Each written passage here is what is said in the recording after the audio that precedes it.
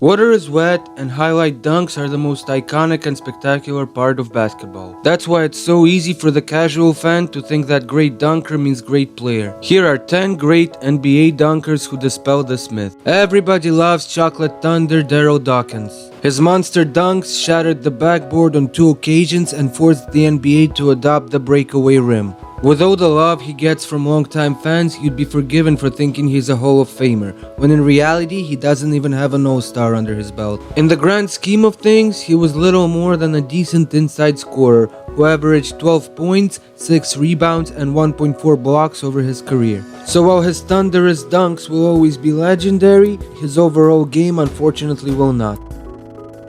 Nicknamed Baby Jordan, Harold Miner had some giant shoes to fill. Like Mike, he could pull off some incredible dunks and even won 2 dunk contests in 93 and 95. Unfortunately, that's where the similarities end. Miner never lived up to even a fraction of the expectations placed on him and was cut in the preseason after just his 4th year in the league. He left the NBA with career averages of 9 points, 2 rebounds, and 1 assist.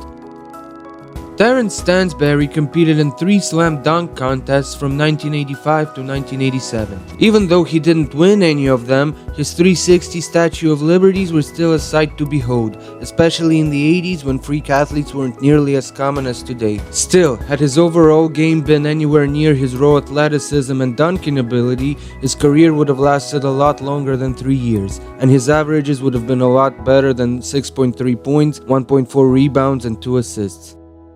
Desmond Mason was one of the better dunkers in the NBA in the early 2000s. He won the 2001 dunk contest and took 2nd place in 2002. The guard forward from Oklahoma State was a decent double-digit scorer for most of his career, peaking at 17 points per game with the Milwaukee Bucks in 2004-2005. Unfortunately, his jump shot was non-existent, and shooting 26% from 3 over his career stopped him from becoming anything more than a one-dimensional leaper. His career averages were a modest 12 points, 4.5 rebounds, and 1.6 assists.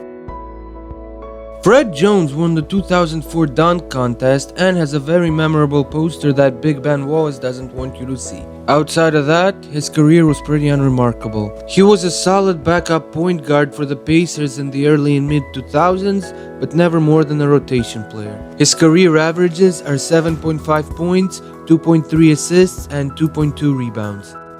Shima Swift was a solid big man for the Vancouver and Memphis Grizzlies. His freakish athleticism let him block a shot or 2, and his dunks always looked like a grown man dunking on a mini hoop. Unfortunately, like most players who get by on athleticism alone, his stats took a deep nosedive as he got older. Before you knew it, he was packing his bags for China with career averages of 8.4 points, 4.6 rebounds, and 1.2 blocks.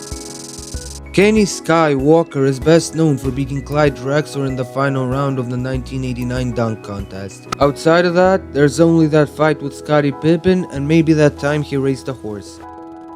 He wasn't too bad as a role player for 7 years, but career averages of 7 points and 4 rebounds are not the kind of stats you expect from a 5th overall pick.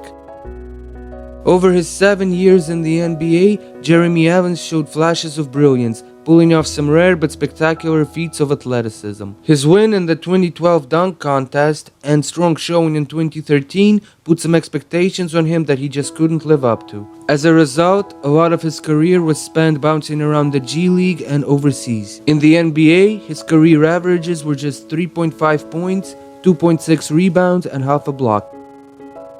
James Flight White was one of the greatest dunkers college basketball has ever seen. With his godlike athleticism, he was able to make windmills and between the legs from the free throw line look like child's play. Unfortunately, that was only enough for a 31st overall pick in the NBA. His defensive awareness was non-existent and he couldn't handle the ball or shoot with any kind of consistency. Even though he rode the Spurs' coattails to a championship in 2007, most of his career was spent bouncing around the D League and overseas. His NBA averages were 2.7 points, a rebound, and half an assist.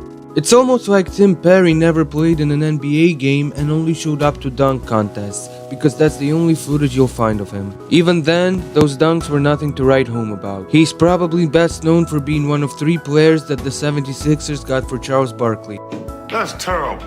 So why is he on this list of great dunkers? Because according to Shaq, he was one of only 3 players to ever dunk on him with actual head-on contact, the other 2 being Derek Coleman and Michael Jordan.